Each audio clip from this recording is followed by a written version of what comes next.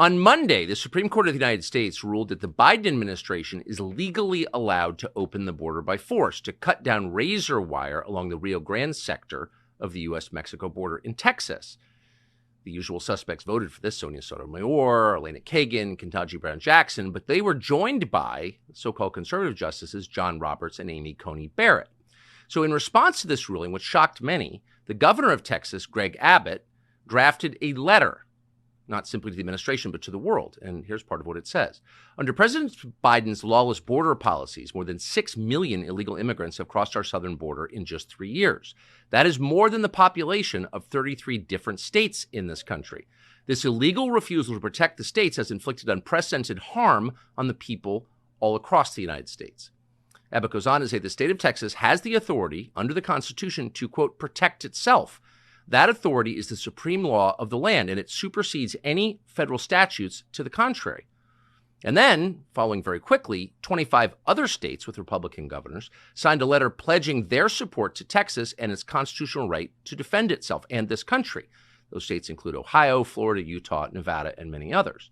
And then the Biden administration responded. The administration threatened these states, and particularly Texas, with a, quote, 24-hour deadline to allow Border Patrol to reopen the border and to take down the barbed wire. Clearly a collision course. What happens next? We're thankful to be joined now by Governor Greg Abbott of Texas, who joins us by phone from India. Governor Abbott, thank you so much for joining us. If the administration declares that it plans to federalize the National Guard of the state of Texas, your National Guard, what will be your response? Well, first, I'll be shocked. That would be a boneheaded move on his part, a total disaster.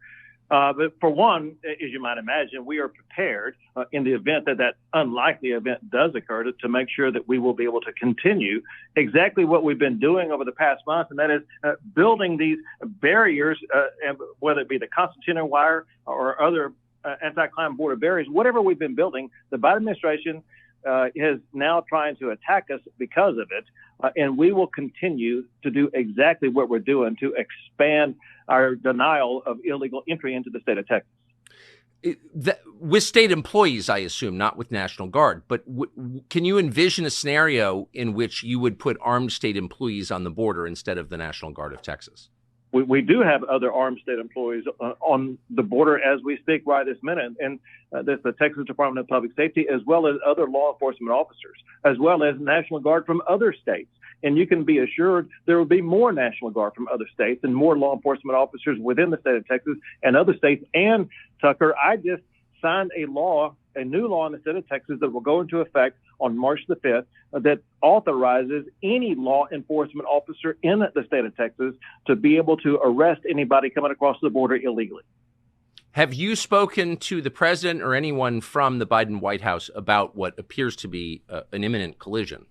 I have not, to be clear.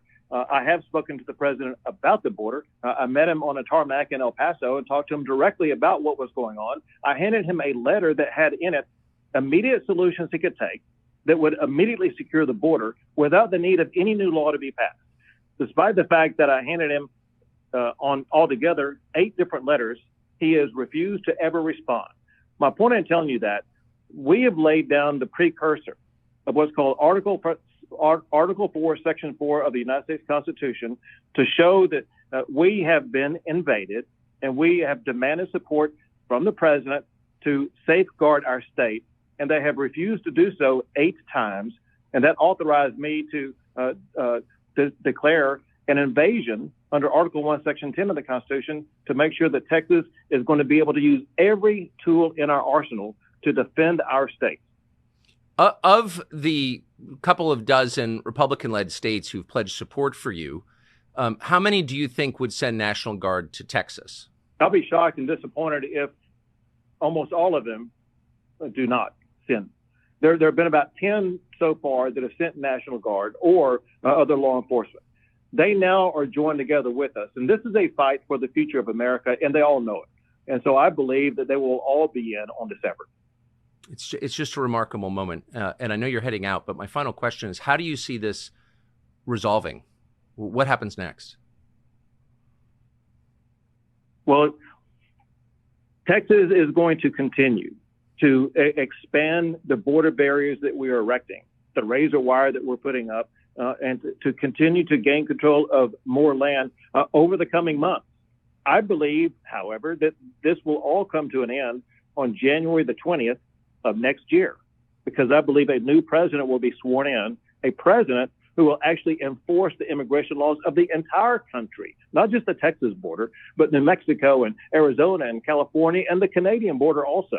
And we will have safe and secure borders once again, because we will have a president who actually will enforce the laws of the United States of America. But in the next year, are you concerned about any kind of conflict between state forces, whether state employees or National Guard, and federal forces?